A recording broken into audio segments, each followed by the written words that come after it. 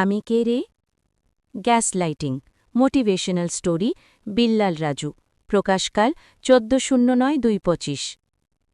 রূপা ছিল একজন উজ্জ্বল তরুণী, কিন্তু তার জীবনে ধীরে ধীরে অন্ধকার নেমে আসে তার সরলতার সুযোগ ধরে।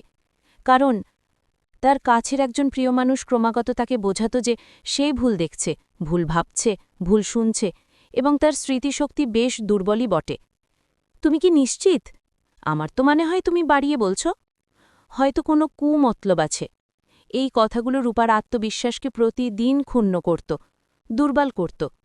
এই মানসিক নির্যাতনকে সাইকোলজির ভাষায় গ্যাসলাইটিং বলা হয়, অর্থাৎ কাউকে মানসিকভাবে দ্বিধাগ্রস্ত, বিভ্রান্ত এবং ক্লান্ত করে তোলা। সে নিজেকেই প্রশ্ন করত, আমি কি সত্যিই পাগল হয়ে যাচ্ছি নাকি? একদিন এক পুরনো ডায়েরি ঘাঁটতে গিয়ে সে একটি ছোট নোট খুঁজে পায়, যা এই ঘটনার কয়েক মাস আগে লেখা।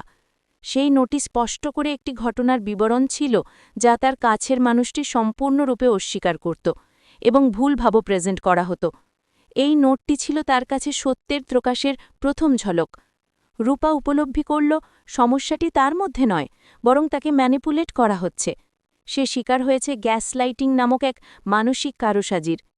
এই উপলব্ধি রূপার জীবনের মোড় ঘুরিয়ে দিল। সে তার নিজস্ব অনুভূতি ও অভিজ্ঞতার ওপর আস্থা রাখতে শিখল। সে দূরত্ব বজায় রাখল এবং পেশাদারদের পরামর্শ নিল। এটি কঠিন ছিল, কিন্তু রূপা দৃঢ় প্রতিজ্ঞ ছিল, সতর্ক ছিল। ধীরে ধীরে সে তার হারিয়ে যাওয়া আবার আত্মবিশ্বাস ফিরে পেল। সে তার ভেতরের আলো দিয়ে সেই মিথ্যা বিভ্রান্তির অন্ধকারকে দূর করল মনের জোর আর বুদ্ধিমত্তা দিয়ে। এই গল্পের নৈতিকতা: আপনার উপলব্ধি ও অনুভূতিগুলো বৈধ।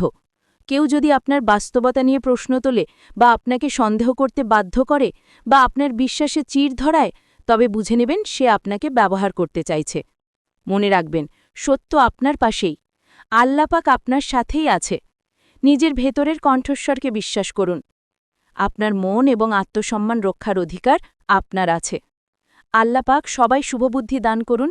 আমিন। ১৪/০৯/২০২৫।